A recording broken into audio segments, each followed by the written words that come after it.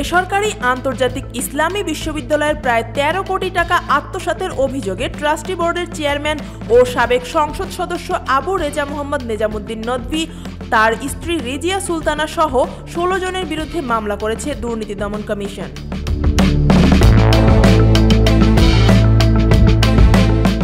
৩০ October দুদকের চট্টগ্রাম কার্যালয়ে উপসহকারী পরিচালক কমল চক্রবর্তী বাদী হয়ে মামলাটি করেন। চট্টগ্রামের সাতকানিয়া লোহাগাড়া আসনের সাবেক সংসদ সদস্য নদভী বর্তমানে গ্রেফতার হয়ে কারাগারে আছেন। মামলার অন্য আসামিদের মধ্যে রয়েছেন ট্রাস্টি বোর্ডের সদস্য ও চট্টগ্রাম বিশ্ববিদ্যালয়ের সাবেক উপাচার্য আনোয়ারুল আজিম আরিফ, অধ্যাপক কাজী দীন মোহাম্মদ, চবে শিক্ষক মোহাম্মদ সালেহ জহর, প্রকৌশলী রশিদ আহমেদ চৌধুরী, সাবেক মন্ত্রী হাসান মাহমুদের ভাই মোহাম্মদ খালেদ মাহমুদ, অধ্যাপক ফসিউল আলম, অধ্যাপক আব্দুর রহিম, মোহাম্মদ শামসুজ্জামান, মোহাম্মদ বদিউল আলম, মোহাম্মদ হুমায়ুন কবির, মোহাম্মদ শফিউর রহমান, অধ্যাপক মাহি উদ্দিন, অধ্যাপক আফজল আহমদ ও মোজাফফর হোসাইন নদভী।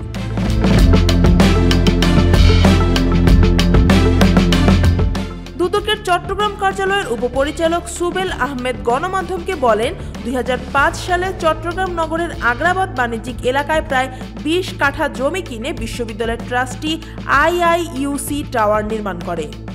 ২০১১ সাল থেকে ভবনটিতে বিশ্ববিদ্যালয়ের কার্যক্রম শুরু হয়। তিনি জানান, ট্রাস্টের বিধিমালা অনুযায়ী সদস্যরা সবাই স্বেচ্ছাশ্রমে কাজ করেন। তাদের কোনো সম্মানী, বোনাস, লভ্যাংশ, মোবাইল বিল বা টিএডিএ দেওয়ার নিয়ম নেই। কিন্তু আসামিরা বিশ্ববিদ্যালয় আইন ও ট্রাস্ট আইন লঙ্ঘন করে পরস্পর সহযোগিতায় ২০২১ সাল থেকে ২০২৪ সাল পর্যন্ত মোট ১২,৭১,৪১,৫৫৬ টাকা আত্মসাৎ করেছেন।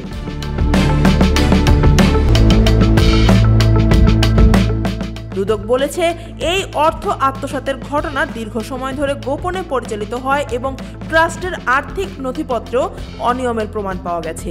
এসব অভিযোগের ভিত্তিতেই নদভী সহ ১৬ জনের বিরুদ্ধে মামলাটি দায়ের করা হয়েছে। News desk, Dhaka watch.